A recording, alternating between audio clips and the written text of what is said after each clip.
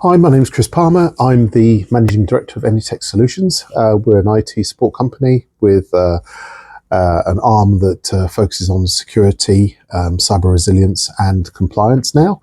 We've been going since 2004 and we support customers locally, nationally and also internationally now.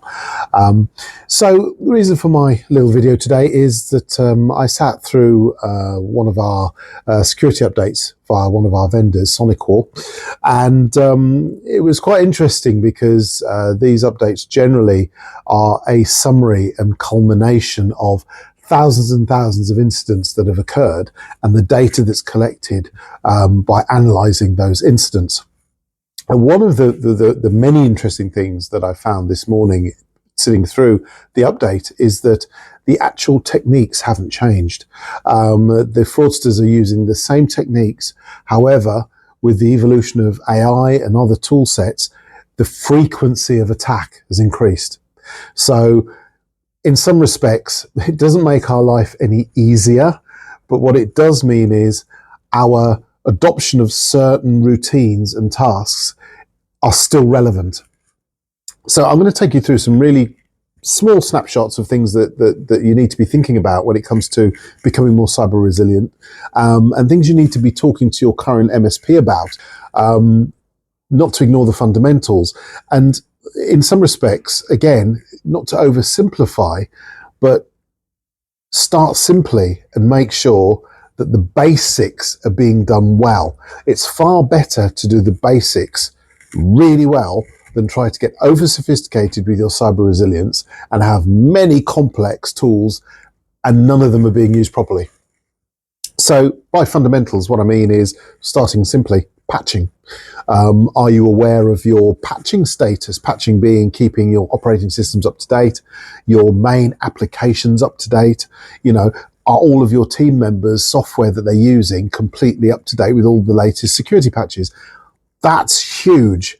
That in itself is one of the biggest things you can be doing to help yourself. And if you are using an MSP, you should be getting reports with relation to your patching status every single month. And if you're not getting that, you need to ask why. Moving on from patching, password maintenance, password hygiene, for want of a better phrase. We use Password Manager.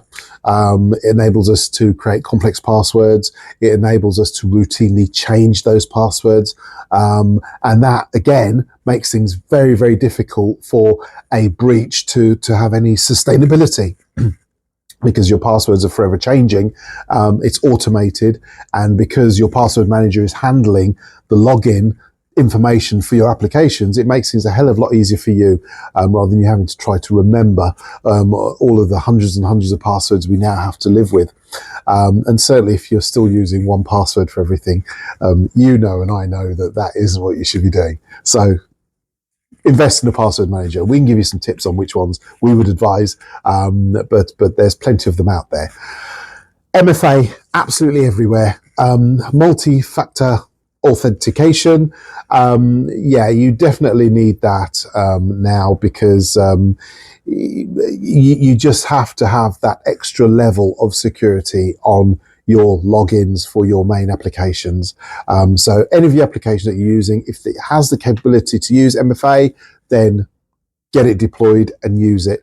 And there should be no exception. There should be no exception to not using MFA in your business. Absolutely every account should be using it if you're using things like Microsoft 365 or Gmail, anything like that, without exception. So again, if you're not sure of your MFA status throughout your business, ask your MSP. And if they don't know, then really other questions need to be asked. So moving on, again, this is one that I love because it's one that I've been going on about for absolutely years, longer than I care to mention. And I've even heard people say it to me when I mention and bring up cyber posture, and the phrase is too small to be a target. And that simply isn't the case, and it's never been the case. we're not being targeted individually, we're being targeted en masse, and millions and millions and millions of worldwide automated targeting is happening all the time.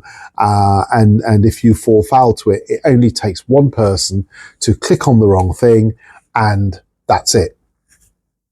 So no one is too small to be a target.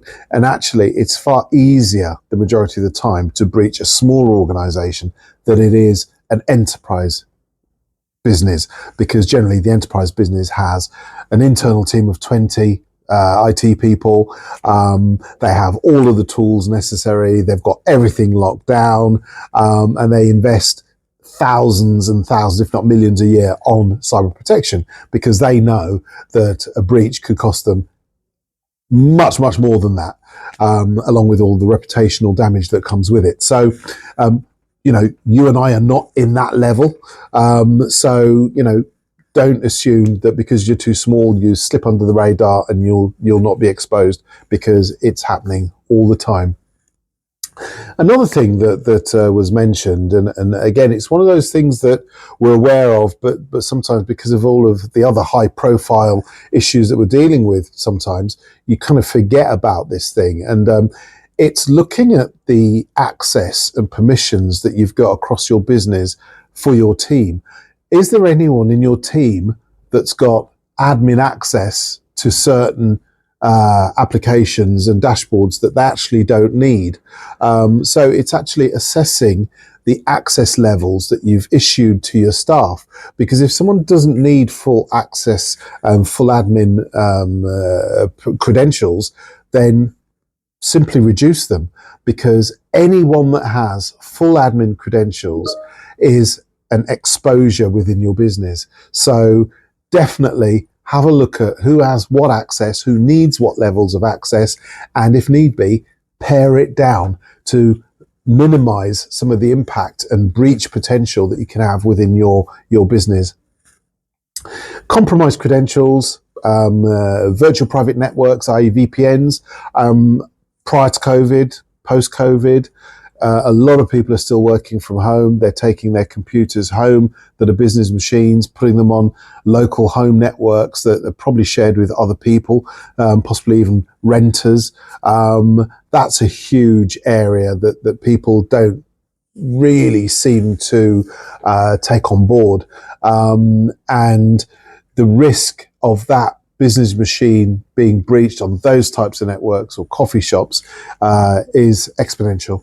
And then that machine then comes back into the office, logs onto the business network, and it could be an open back door into your entire network. So my advice would be is to have a zero trust network.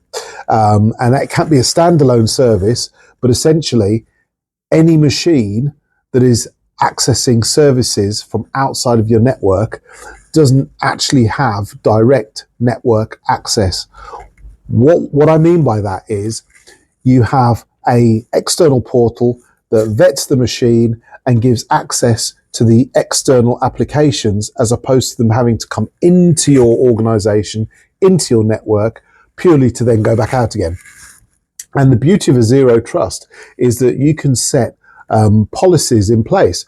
Is the antivirus up to date? Is the operating system up to date? You can set certain policies that if those criteria aren't met, that device won't be allowed access. So it enables you to maintain the hygiene of your network and your services and massively reduce the possibility of breach. My last thing that I want to touch upon, and it's a difficult one, because we're all facing financial difficulties at certain times of the year, depending on the economic climate. But I would definitely urge you to not necessarily go for the most expensive, but equally don't necessarily opt for the cheapest solution because it fits your budget, unless you're getting a third party opinion on whether that's the best strategy. And we often do third party audits. We're not necessarily the IT provider, but we're happy to consult and give our fresh look at a proposal if there's some degree of, well, let's just sanity check this before we go ahead and do it, just to make sure that the T's are being crossed and the I's are being dotted, because not always is it better to go for the cheapest or the most expensive. So that's just a general note I'd like to put out there. The cyber attackers don't sleep, their tools don't sleep, and they're attacking you and us and the rest of the world 24/7. So one thing I would also like people to start thinking about is their endpoint security. And although I hate acronyms, but the acronym I have to throw at you is MDR or even XDR. An antivirus solution that has MDR backing means essentially that that solution is going to be monitored 24/7. And the solution that we use, not only is it monitored, but there is human intervention. If they see a live attack happening, they will take action to mitigate that attack.